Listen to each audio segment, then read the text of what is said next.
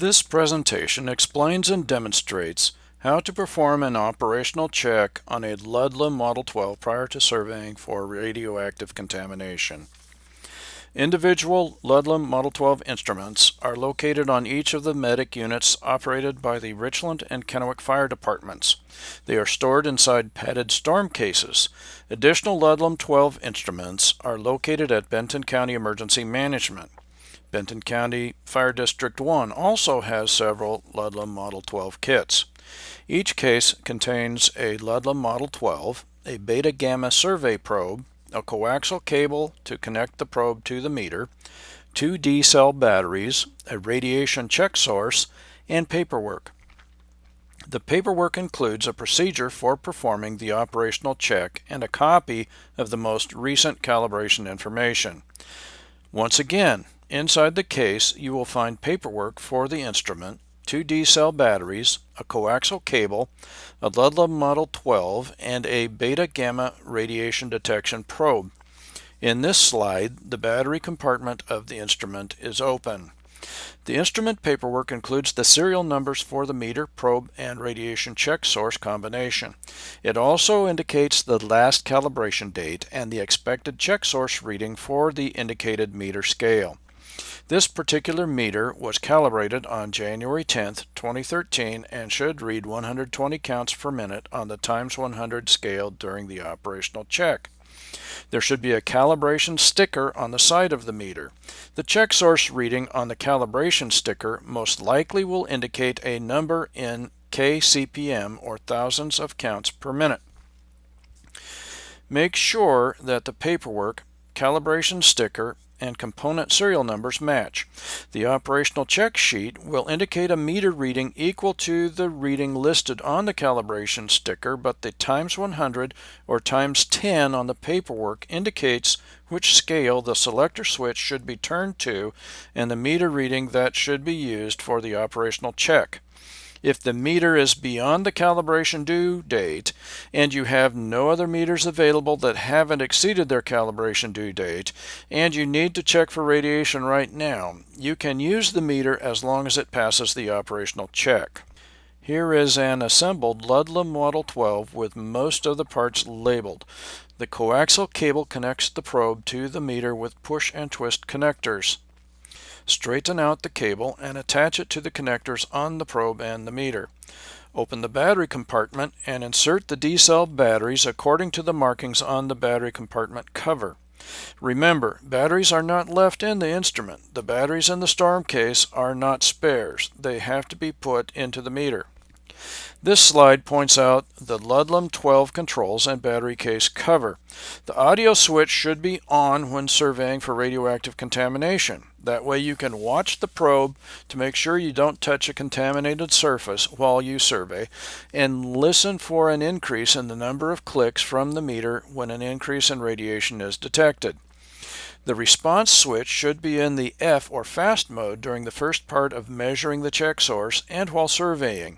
When measuring the check source or measuring discovered radioactive contamination, wait for the meter to stop rising, then switch to the S or slow mode to take the actual measurement. The selector switch is used to turn the meter on and test the batteries and to select the meter scale being used. The reset button is used when the meter scale selected is too low and the radiation source pins out or saturates the meter. When that happens, you select the next higher meter scale, push the reset button which zeroes the meter, and continue to measure the radiation source. Confirm that the batteries are good enough to work the meter by turning the selector switch to the BAT position and making sure that the indicator is in the BAT test portion of the meter. If the batteries pass the battery check, turn the selector switch to ×100 or ×10 as indicated on the paperwork next to the calibration date. Remember, the operational check reading on the meter's calibration sticker is probably written as kCPM. Use the expected reading and the ×100 or ×10 scale as indicated on the paperwork. To measure the check source, turn the selector switch to the times 100 or times 10 meter scale as indicated on the paperwork. Open the check source cover, center the probe over the check source with the probe pressed against the check source holder, and move the probe slightly until you have obtained the highest reading. Once the meter reading seems to have peaked, without moving the probe, change the toggle switch to the slow mode and observe the meter reading. The operational check is not completed until the information is recorded on the paperwork. Enter the date of the operational check, a P if the batteries passed the battery test, the check source serial number, the expected reading, and the actual reading. In the deviation column, enter a 0 if the actual reading matched the expected reading. If they are not equal, indicate whether the difference between the actual and expected readings is greater than or less than 20%. If the actual reading matches the expected reading or the difference is less than 20%, the meter has passed the operational check. After the operational check and before you start using the Ludlum 12 to survey for radioactive contamination, turn the selector switch to the times 1 scale. If you locate radioactive contamination while you are surveying, measure the contamination to determine the maximum counts per minute and document where the contamination was found and the maximum counts per minute. In Benton County, in order to be considered contaminated, the maximum counts per minute measured must be greater than 100 on the times 1 scale.